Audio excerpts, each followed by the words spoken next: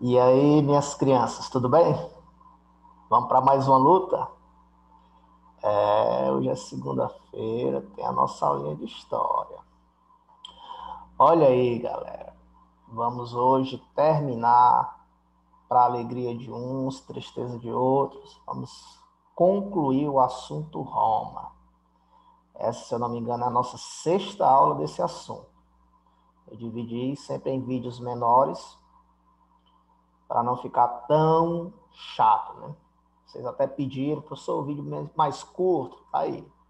Então, esse é o nosso último videozinho desse assunto. Tem dos outros, viu? E aí, aula passada, eu terminei a aula falando nesse fight aqui, ó, nessa briga que tem aí durante o Império Romano. Professor, não lembro, vou lembrar. Esse fight aí vai acontecer entre os imperadores. Contra quem, professor? Vou botar imperadores no plural mesmo, que não foi só um imperador, foram vários. Os imperadores romanos versus os cristãos. Professor, e por que eles estavam brigando? Qual é o motivo dessa briga aí, dessa disputa? O motivo de toda essa disputa é a não aceitação do divino. Como assim? Na aula passada eu falei que os imperadores eles assumiam com o título de Augustos. E o que é que significa Augustos? Divino. Logo, o imperador ele se via como um deus.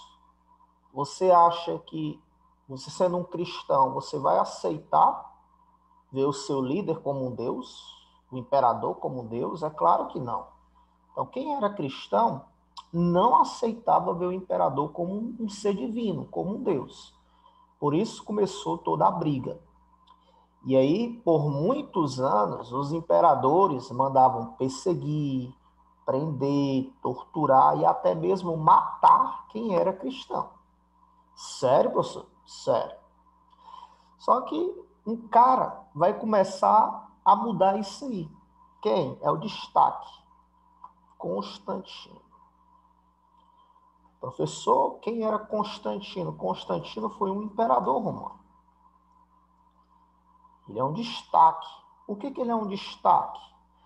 Porque ele vai se converter ao cristianismo. Os outros imperadores mandavam, já disse, né? Perseguir, prender, torturar e matar cristão. Constantino ele virou um cristão. Ele se converteu ao cristianismo. E aí, esse cara criou o chamado Édito de Milão. Professor, o que é o Édito de Milão? Édito quer dizer a lei daquele momento. O Édito de Milão, eu vou colocar aqui entre parênteses para facilitar, significa liberdade religiosa. Olha aí. O que é que isso significa na prática? Que a partir dessa lei, criada pelo imperador Constantino, você agora é livre para escolher a sua religião. Na prática, o que é que acontece? O imperador ele não pode mais perseguir quem era cristão. Por isso, ao criar o Edito de Milão, ao dar essa liberdade religiosa, Constantino ficou conhecido nos livros de história como o protetor dos cristãos. Olha aí, o jogo muda, né? Os imperadores, eles eram um perigo, uma ameaça para os cristãos. Constantino mudou isso, ele virou o protetor dos cristãos, ao dar essa liberdade religiosa. Beleza? Mas além desse édito de Milão, tem um outro édito importante. É o édito de Tessalônica. O édito Tessalônica. Professor, édito de Tessalônica. O édito de Tessalônica, ele foi criado pelo imperador Teodósio. Não foi Constantino, não. Teodósio I, o imperador que veio depois de Constantino, esse cara, ele vai criar essa lei aí, o Edito de Tessalônica. O Edito de Tessalônica vai transformar o cristianismo na religião oficial. Ou seja, com esse edito, com essa lei, Roma se declara uma nação católica, uma nação cristã. Eita, professor, olha como tudo mudou. Os caras eram perseguidos, depois tiveram a liberdade de seguir a sua religião e agora eles têm a moral de ser a religião oficial. Sim. Foi isso que aconteceu com quem era cristão durante o Império Romano. Beleza? Então, olha essas dicas. Édito de Milão, para não esquecer. Édito de Milão, criador Constantino. Vai o quê? Vou botar só liberdade. Para ficar grande demais. Aí tem o outro édito, o Édito de Tessalônica.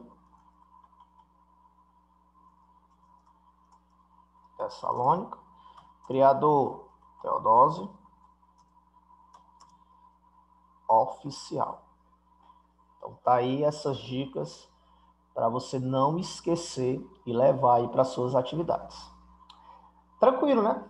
Molezinha. E aí, professor? Para terminar, falta apenas ver a crise do Império. Eu já mostrei em outras aulas a crise da monarquia, em outras aulas a crise da república, e aí falta apenas mostrar a crise do Império. Professor, quais foram os fatores?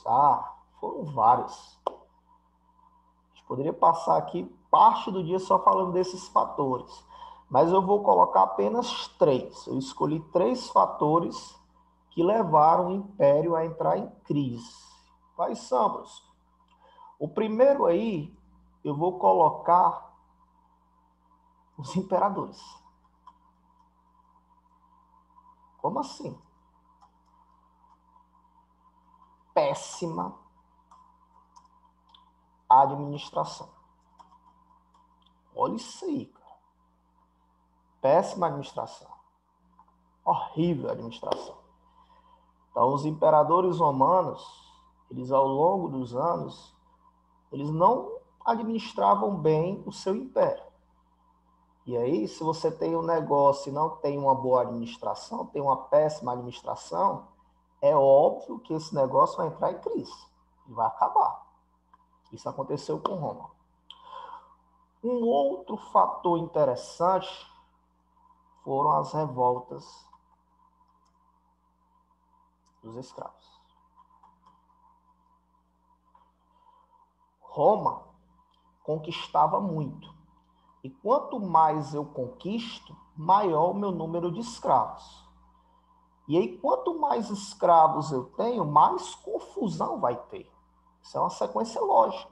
Se eu tenho pouco escravo, teoricamente, poucas confusões. Se eu tenho muitos escravos, a teoria, a lógica é muitas discussões, muitas revoltas.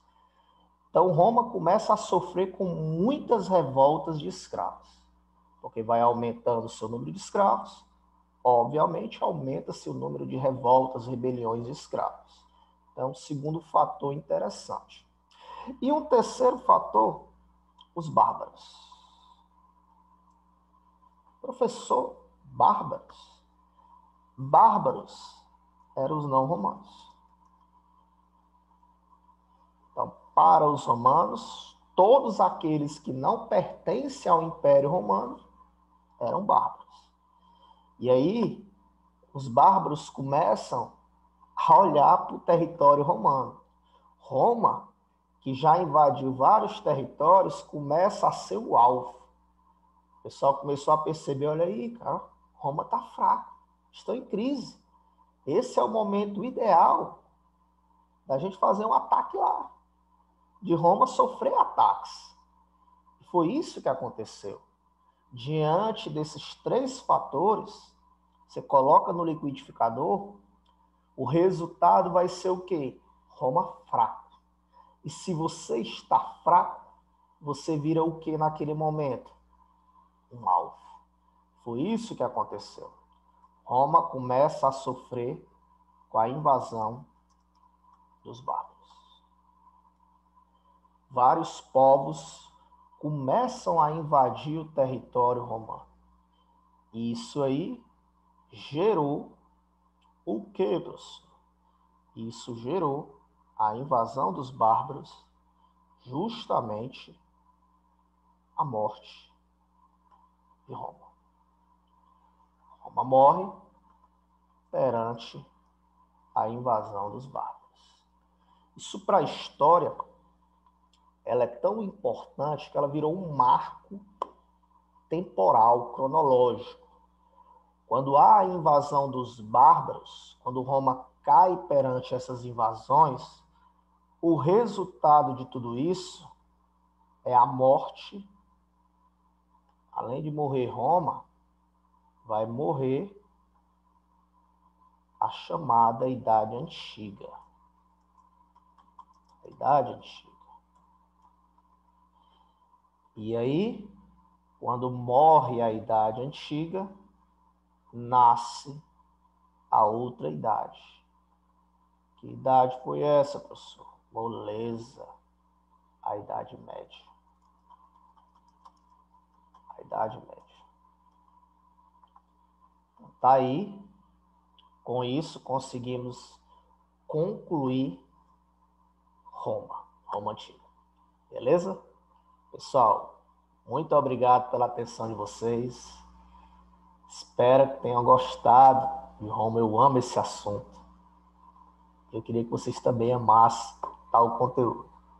Beleza? Cheiro no coração de vocês e até a próxima.